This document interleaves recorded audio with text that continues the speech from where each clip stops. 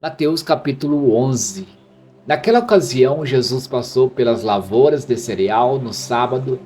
Seus discípulos estavam com fome e começaram a colher espigas para comê-las. Os fariseus, vendo aquilo, lhe disseram: Olha, os seus discípulos estão fazendo o que não é permitido no sábado. E ele respondeu: Vocês não leram o que fez Davi quando ele e seus companheiros estavam com fome? Ele entrou na casa de Deus e, junto com os seus companheiros, comeu os pães da presença, o que não lhes era permitido fazer, mas apenas aos sacerdotes. Ou vocês não leram na lei, no sábado, os sacerdotes no templo profanam esse dia e contudo ficam sem culpa? Eu digo a vocês que aqui está o que é maior do que o templo. Se vocês soubessem o que significam essas palavras, desejo misericórdia, não sacrifícios, não teriam condenado inocentes, pois o Filho do Homem é Senhor do sábado. Saindo daquele lugar, dirigiu-se à sinagoga deles. E estava ali um homem com uma das mãos mirrada, procurando um motivo para acusar Jesus. E eles lhe perguntaram: É permitido curar no sábado? E ele lhes respondeu: Qual de vocês, se tiver uma ovelha e ela cair no buraco no sábado, não irá pegá-la ou tirá-la? Quanto mais vale o homem do que uma ovelha. Portanto, é permitido fazer o bem no sábado. Então ele disse ao homem: Estenda a mão. Ele a estendeu, e ela foi restaurada, e ficou boa como a outra. Então os fariseus saíram e começaram a conspirar sobre como poderiam matar Jesus. Sabendo disso, Jesus retirou-se daquele lugar. Muitos o seguiram, e ele curou todos os doentes que haviam entre eles, advertindo-os que não dissessem quem ele era. Isso aconteceu para se cumprir o que fora dito por meio do profeta Isaías: Eis o meu servo a quem escolhi, meu amado em quem me tenho prazer. Porém, sobre ele o meu espírito, e ele anunciará a justiça às nações. Não discutirá, nem gritará, ninguém ouvirá a sua voz nas ruas. Não quebrará o caniço rachado, não apagará o pavio fumegante, até que leve a vitória à justiça. Em seu nome as nações porão sua esperança. Depois disso, levaram-lhe um endemoniado que era cego e mudo, e Jesus o curou, de modo que ele pode falar e ver. Todo o povo ficou atônito e disse: Não será este o filho de Davi? Mas, quando os fariseus ouviram isso, disseram: É somente por Beelzebul, o príncipe dos demônios, que ele expulsa demônios.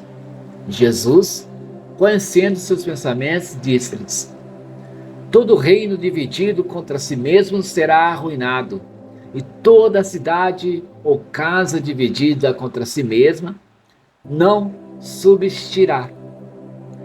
Se Satanás expulsa Satanás, está dividido contra si mesmo. Como então subsistirá seu reino? E se eu expulso demônios por Beelzebul, por quem os expulsam os filhos de vocês? Por isso, eles mesmos serão juízes sobre vocês. Mas, se é pelo Espírito de Deus que eu expulso demônios, então chegou a vocês o reino de Deus.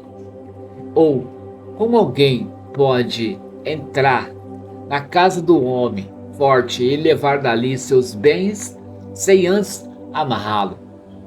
Só então poderá roubar a casa dele. Aquele que não está comigo está contra mim, e aquele que comigo não ajunta, espalha. Por esse motivo eu digo a vocês: todo pecado e blasfêmia serão perdoados aos homens, mas a blasfêmia contra o Espírito não será perdoada. Todo aquele que disser uma palavra contra o Filho do Homem será perdoado, mas quem falar contra o Espírito Santo não será perdoado, nem nesta era, nem na que há de vir. Considerem: uma árvore boa dá fruto bom, e uma árvore ruim dá fruto ruim, pois uma árvore é conhecida por seu fruto. Raça de víboras, como podem vocês, que são maus, dizer coisas boas?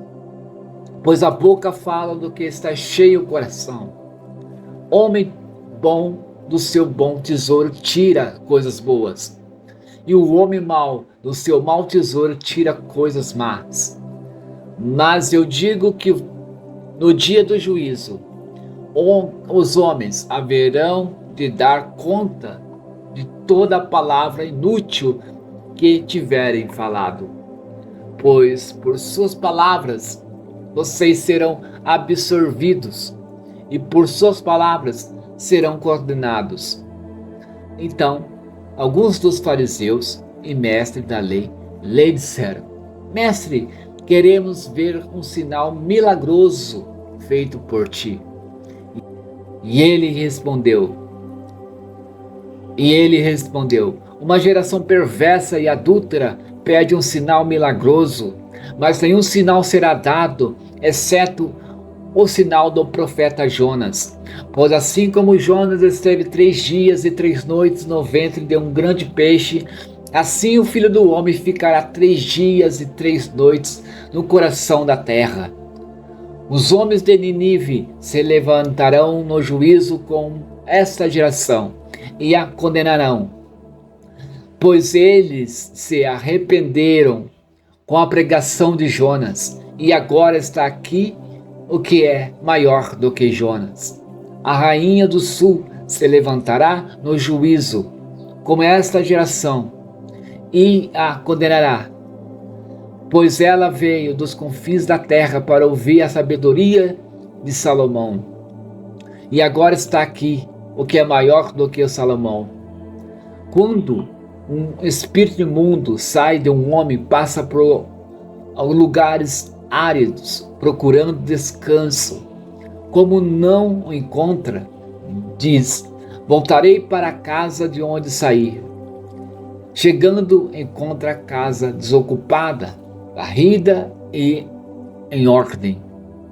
Então vai e traz consigo outros 7 espíritos, piores do que ele, e entrando, passam a viver ali. E o estado final daquele homem torna-se pior do que o primeiro. Assim acontecerá a esta geração perversa.